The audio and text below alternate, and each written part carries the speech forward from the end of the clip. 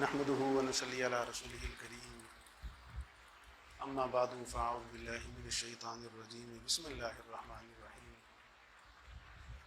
قل ان الموت الذي تفرون منه فانه ملاقيكم صدق الله مولانا العظيم۔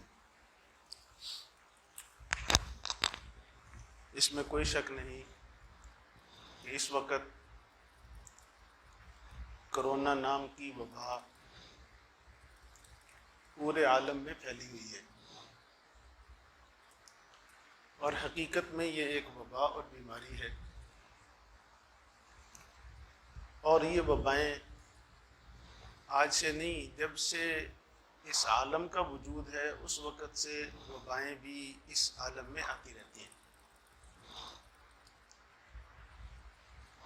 اور اس وبا سے متعلق جو علاج، جو احتیاطی تدابیر، اس میں بھی دو رائے نہیں ہے کہ ان کو بھی اختیار کرنا چاہیے سبب کے درجے میں۔ لیکن ہم ان احتیاطی تدابیر میں کہیں جو ہمارا ایک مسلمان کا اصل عقیدہ ہے اس پہ حرف نہ آ جائے، اس کا بہت زیادہ ہمیں دھیان اور خیال رکھنے کی ضرورت ہے کہ دنیا میں ایک چل رہا ہے، ریلا چل رہا ہے، ہم بھی اس کے اندر بہہ جائیں، ہم مسلمان ہیں، اور شرعی دائرے میں رہتے ہوئے جتنا ہمیں شریعت نے اجازت دی ہے اس پر ہم کھڑے ہوں، کاربند ہوں، اور اپنے عقیدے پر حرف نہ آ جائے۔ اب دیکھیں، ہم سب کا یہ عقیدہ ہے قل ان الموت الذی تفرون منہ فانہ ملاقیکم۔ اللہ جل جلالہ حضور نبی کریم صلی اللہ علیہ وآلہ وسلم سے فرما رہے ہیں کہ آپ امت کو بتائیے جس موت سے تم بھاگ رہے ہو نا، ان الموت الذی تفرون منہ، جس موت سے تم بھاگ رہے ہو فانہ ملاقیکم، وہ تمہیں آ کر رہے گی۔ دوسری جگہ فرمایا اینما تکونوا یدرککم الموت، تم جہاں بھی کہیں ہو تمہیں موت آ کر رہے گی، وَلَوْ كُنْتُمْ فِي بُرُوجٍ مُشَيَّدَةٍ، اگرچہ تم مضبوط قلعوں کے اندر بند ہو جاؤ موت وہاں بھی آئے گی۔ ایک طرف تو یہ عقیدہ ہے کہ جو موت کا وقت مقرر ہے، اذا جاء اجلهم لا يستأخرون عنه ساعة ولا يستقدمون، جو موت کا وقت مقرر ہے ایک لمحہ آگے پیچھے ہمیں مہلت نہیں مل سکتی۔ تو یہ بات تو مسلمہ ہے کہ موت اپنے وقت پر آنی ہے، اور دوسرا یہ بھی حکم ہے کہ یہ دنیا دارالاسباب ہے، اس میں سبب کے درجے میں ہم چیزیں اختیار کریں۔ جیسے بیماری آ جاتی ہے تو اس کے لیے دوا ہم سبب کے درجے میں لیتے ہیں، دوا کے اندر شفا نہیں ہے، شفا اللہ کی اذن اور اجازت سے ہے، ملتی ہے۔ تو یہاں بھی میں عرض کرنا چاہوں کہ یہ ہم اس وقت ایس او پیز ہیں، کرنی چاہیے، علماء نے اس کی اجازت دی ہے، فرمایا ہے اس سے متعلق، لیکن ان ایس او پیز پر اعتماد کرتے ہوئے اگر ہم یہ چاہیں کہ ہم اس بیماری سے بچ جائیں تو یاد رکھو یہ ایس او پیز ہی ہمیں موت سے نہیں بچا سکتی۔ اگر یہ بچا سکتی ہوتی تو یورپ میں اتنی اموات نہ ہوتی۔ جتنا شدت سے انہوں نے ان ایس او پیز کو اپنایا شاید دنیا میں کسی اور نے نہیں اپنایا، سب سے زیادہ انہوں نے عمل کیا۔ لیکن اللہ تعالیٰ اپنی قدرت بتلاتے ہیں کہ میری طاقت اس سے بھی بڑی ہے۔ تو اموات وہاں بھی ہوئی، اور اپنے ملک میں جو ہمارے ڈاکٹر حضرات ہیں بہت زیادہ اس سلسلے میں حساس اور محتاط رہے ہیں، ان کی اموات بھی ہوئی ہیں۔ تو کہنے کا مقصد یہ ہے کہ یہ ہم کریں سب کچھ، لیکن اس پر اعتماد نہ، نظر پھر اللہ پر رہے۔ جو آقا کریم صلی اللہ علیہ وآلہ وسلم نے ہمیں حقیقی ایس او پیز بتائی ہیں، اعمال بتلائے ہیں، اس کی طرف متوجہ ہونے کی ضرورت ہے۔ آج جہاں بھی جاتے ہیں نا باہر، میں اس لیے عرض کر رہا ہوں جہاں بھی چلے جائیں تو وہاں بس وہ اس طرح ہے کہ اسی سے ہی میں بچ سکتا ہوں، اگر میں سینیٹائزر ہاتھوں پہ مل لوں گا تو میری بچت ہو جائے گی۔ یاد رکھو یہ آپ سبب کے درجے میں اختیار کریں، سینیٹائزر نہیں بچا سکتا۔ وہ نظر پھر اللہ پر رہے کہ یا اللہ یہ میں اختیار کر رہا ہوں، بچانا آپ نے ہے مجھے۔ تو آقا کریم صلی اللہ علیہ وآلہ وسلم نے بہت سارے ایسے اعمال بتلائے ہیں، اگر ہم ان کا اہتمام کریں تو یقینی طور پر کہا جا سکتا ہے کہ میری بچت ہوگی۔ یہ جو ایس او پیز ہے اس پر اتنا یقین نہیں ہے جتنا حضور کے بتائے ہوئے وظائف کے اندر ہے. 2-3 آپ کے سامنے نقل کرتا ہوں. ان میں ایک آقا کریم صلی اللہ علیہ وآلہ وسلم نے فرمایا کہ جو آدمی شام کے وقت یہ کلمات پڑھ لے، اعوذ بکلمات اللہ التامات من شر ما خلق، اعوذ بکلمات اللہ التامات من شر ما خلق، تو یہ کلمات جو آدمی شام کو پڑھ لے گا فرمایا اسے کوئی نقصان نہیں ہو سکتا.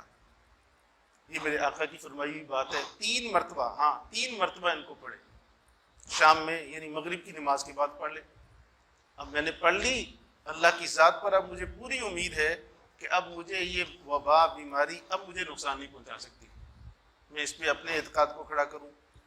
دوسری بات، دوسری جگہ آقا کریم صلی اللہ علیہ وآلہ وسلم کا فرمان حضرت ابان بن عثمان رحمہ اللہ تعالی نقل کرتے ہیں اپنے والد حضرت عثمان بن عفان رضی اللہ تعالیٰ عنہ سے کہ ابا جان نے فرمایا کہ آقا کریم صلی اللہ علیہ وآلہ وسلم نے فرمایا جو آدمی 3 مرتبہ صبح 3 مرتبہ شام یہ کلمات پڑھ لے، بسم اللہ الذی لا یضر مع اسمہ شیء فی الارض ولا فی السماء وهو السمیع العلیم، 3 مرتبہ صبح نماز کے بعد 3 مرتبہ بعد نماز مغرب شام میں پڑھ لے، فرمایا اس تک کوئی مصیبت نہیں پہنچ سکتی، اسے کوئی مصیبت نہیں آ سکتی، وہ آدمی یہ پڑھ لے. اب جس وقت وہ یہ حدیث بیان کر رہے تھے نا حضرت ابان، حضرت عثمان کے بیٹے، اس وقت ان کو فالج ہوا تھا، ایک بازو پر فالج کے اثرات تھے. سامنے سامعین بیٹھے، لازمن ہے کہ وہ جو بیان کرنے والا ہوتا ہے نا تو سب کچھ دیکھ بھی رہے ہوتے ہیں. وہ دیکھا کہ جی ان کو خود تو فالج ہے، یہ کہہ رہے ہیں کہ اسے کوئی مصیبت نہیں پہنچ سکتی، حدیث یہ بیان کر رہے ہیں. تو وہ انہوں نے اس سوالیہ نظروں سے جیسے ہی دیکھا تو یہ سمجھ گئے کہ یہ سوال کرنا چاہتا ہے، تو فوراً فرمایا کہ دیکھو بھائی آپ یہ دیکھ رہے ہو کہ مجھے فالج ہوا، یہ میں اس دن جس دن مجھے فالج ہوا غصہ کی وجہ سے یہ پڑھنا بھول گیا تھا، غصے کی وجہ سے اس دن میں پڑھنا بھول گیا تھا، اسی دن مجھے فالج ہوا ہے. یہ ابو داؤد شریف میں یہ روایت موجود ہے اور یہ واقعہ موجود ہے. اب یہ دیکھو کتنی دیر لگتی ہے، ہم اور کتنے جتن کرتے ہیں. عرض کرنے کا مقصد یہ ہے کہ اس طرف آنے کی ضرورت ہے کہ یہ اتنی جامع اور سچی باتیں جس کے کہتے ہیں پتھر پر لکیر ہے، بالکل یقین سے ہم کہہ سکتے ہیں کہ اگر میں پورے یقین کے ساتھ یہ پڑھوں انشاءاللہ میرے پاس کوئی مصیبت نہیں آ سکتی.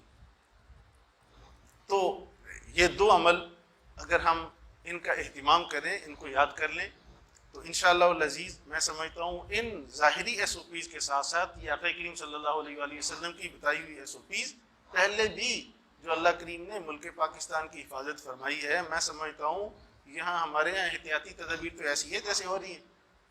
اگر بچایا ہے تو یہی وہ ہیں اذکار جو ہمارے مسلمان بہت سارے انہوں نے اپنے معمولات میں رکھا ہوا ہے، اس کی بدولت بچ رہے ہیں، اس سے ہٹ کر ہماری بچت نہیں ہے.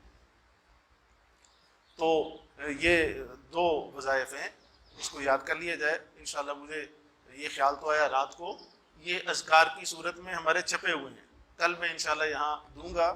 یہ بھی ہیں، اس کے ساتھ کچھ اور بھی اذکار ہیں صبح شام کے اذکار، تو وہ میں آج لانا بھول گیا، کل انشاءاللہ یہاں تقسیم ہوں گے، آپ لے لیں اس کو، صبح شام کے معمولات میں داخل کر لیں. تو پھر انشاءاللہ العزیز روحانی ایس او پیز کے ساتھ ساتھ ظاہری ایس او پیز دونوں ہوں گی، پھر ہماری بچت ہے. ورنہ ظاہری اگر ہم ایک چیز پر زور دیں تو یہ اپنا اعتقاد متاثر ہونے والی چیز ہے، ہمارا عقیدہ متاثر نہ ہونے پائے. جانا تو ہم نے ہے ہی، عقیدہ خراب کر کے گئے تو کیا گئے. اور یہ بات بھی ذہن میں رکھیں کہ اس وبا کے دوران اگر کسی کی موت واقع ہوئی ہے تو آقا کریم صلی اللہ علیہ وآلہ وسلم نے فرمایا یہ شہادت کی موت ہے. وبا میں مرنے والے یہ شہادت کی موت جاتے ہیں، اور مومن تو ویسے شہادت مانگتا ہے. تو اس لیے اگر آ بھی جائے تو زیادہ پریشان ہونے کی ضرورت نہیں ہے. یہ بات ہے کہ مقررہ وقت سے پہلے نہیں جائیں گے، اگر جائیں گے تو شہادت کی موت جائیں گے انشاءاللہ. تو لیکن عافیت اللہ تعالیٰ سے مانگنی چاہیے، انسانیت کے لیے بھی عافیت مانگنی چاہیے، اللہ تعالیٰ پوری انسانیت کو محفوظ فرمائے. تو یہ ساری چیزیں دونوں طرف نظر ہو، پھر انشاءاللہ ہم پورے دین پر بھی چل رہے ہوں گے. ان باتوں پر مجھے اور آپ کو توفیق عمل نصیب فرمائے. الحمدللہ رب العالمین.